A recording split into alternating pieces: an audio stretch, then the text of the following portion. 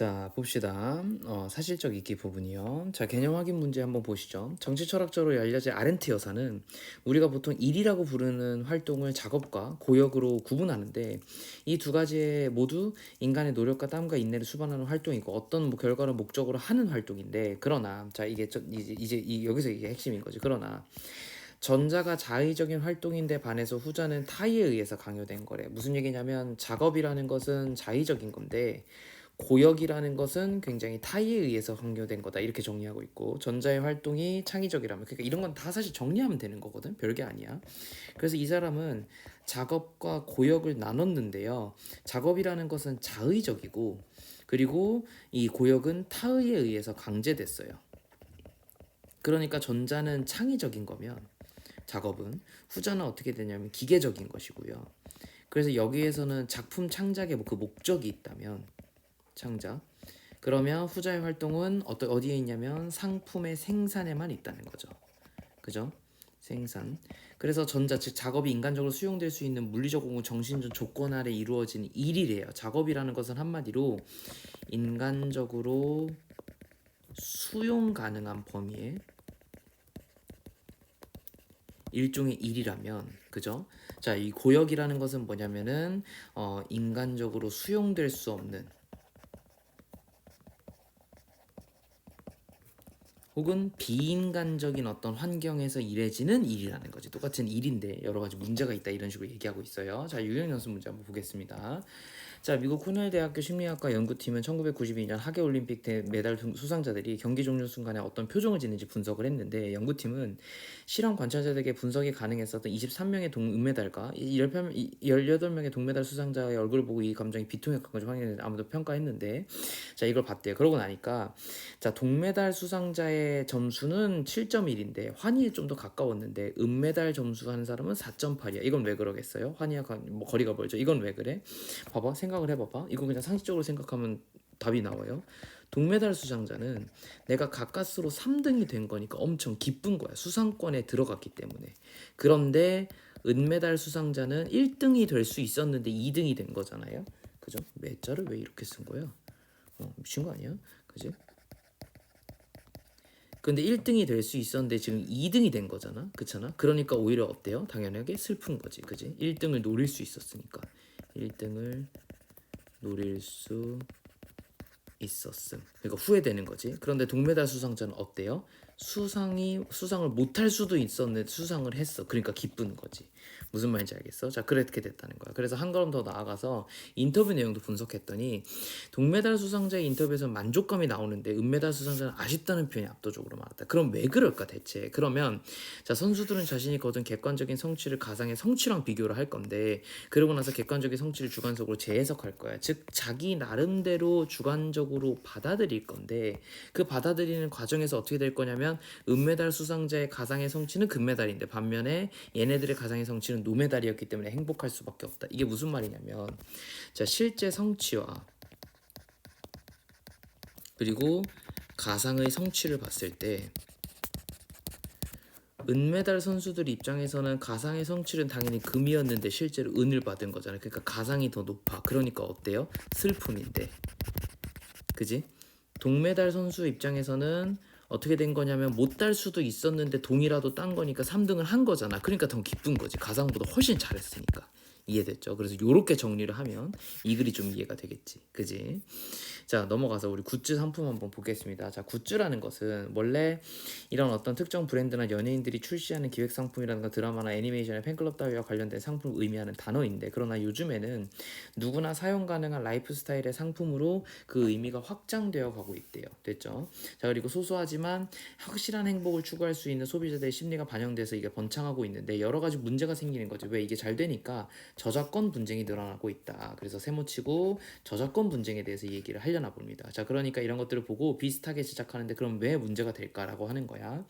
자, 저작권법이라는 것은 소설이나 각본이나 논문과 같은 어문 저작물이나 음악이나 이런 것과 같은 일종의 창작권의 권리와 관련해서 그래서 이와 인접하는 권리, 저작 인접권이라고 얘기를 해요. 자, 이건 아직 우리가 뭔지 모르지.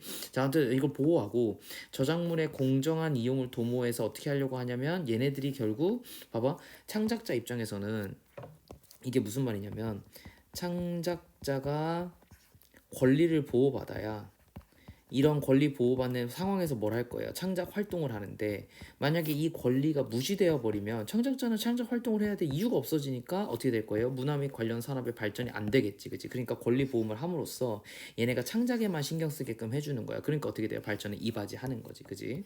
자, 이렇게 하는 건데 아무튼 판례를 보면 저작권 1조는 저작권법의 목적을 저작권법과 창작한 저작자의 권리를 보호하는 것이고 같은 법 2조의 1호는 이 저작물의 인간의 사상 그리고 이런 것들을 창작하고 있으며 판례는 저작권권이 보호하는 것은 인간의 사상과 감정 혹은 감정을 말, 문자, 색에 의해서 구체적으로 외부에 표현하는 거야. 그러니까 감정 자체는 중요한 게 아니고요. 이걸 표현하는 창작적인 표현 형식이야. 그러니까 이게 만약에 인형의 어떤 뭐 눈깔의 위치라던가 슬픔에 대해서 인형의 눈깔의 위치가 중요한 거지 슬픔이란 감정을 얘기하고 싶은 건 아니야, 그지? 저작권의 대상은 감정이 아니에요. 이게 좀 이런 거 항상 시험 문제 나오거든. 다시 저작권의 대상은 감정 그 자체가 아니야. 감정 그 자체가 되면 큰일 나요. 그러면 아무도 슬픔이란 감정을 못 쓰는 거야, 그지? 감정 그 자체가 아니라 이것을 표현하는